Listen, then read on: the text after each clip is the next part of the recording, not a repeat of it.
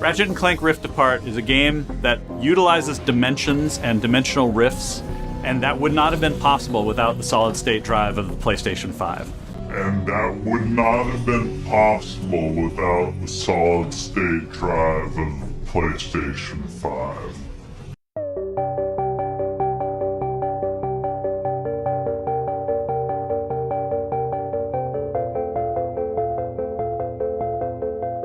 Hello and welcome to another episode of Coding Secrets.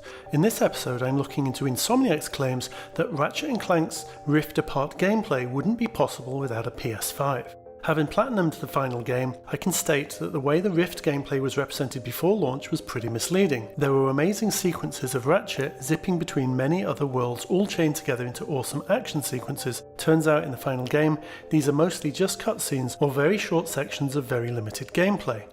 Anyhow, in this video I'll explain how this can easily be achieved on previous generations of hardware. The first instance of Rift gameplay I want to look at is pocket dimensions. Most levels have these rifts that lead to a bonus non-essential area. Now they could be using all kinds of solid-state drive trickery to pull these off, but because it's just one rift and it always goes to the same area, this can easily be achieved on older hardware.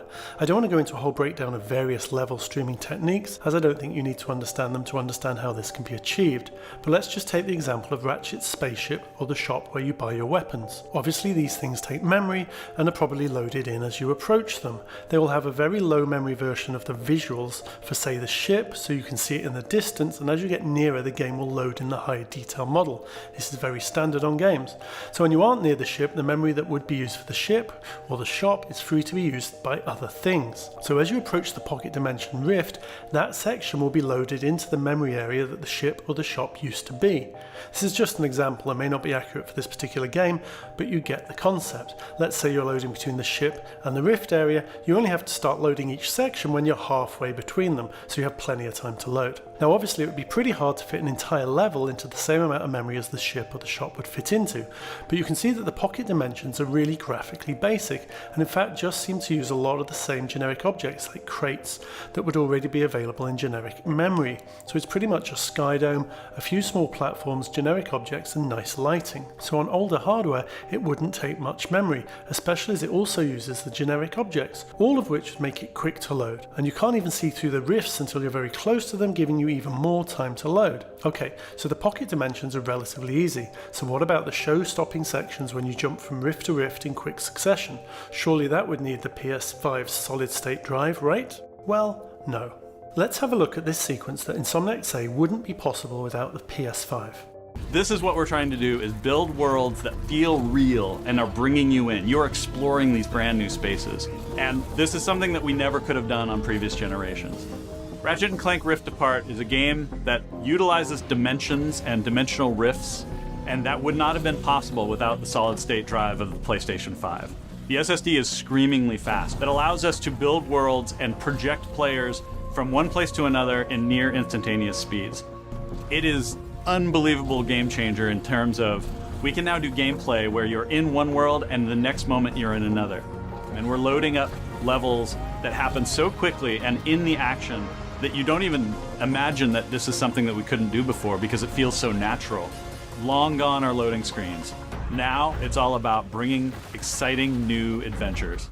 Right, let's break this down. We start on a speedle blasting across a level and go through a rift and end up on a grind rail.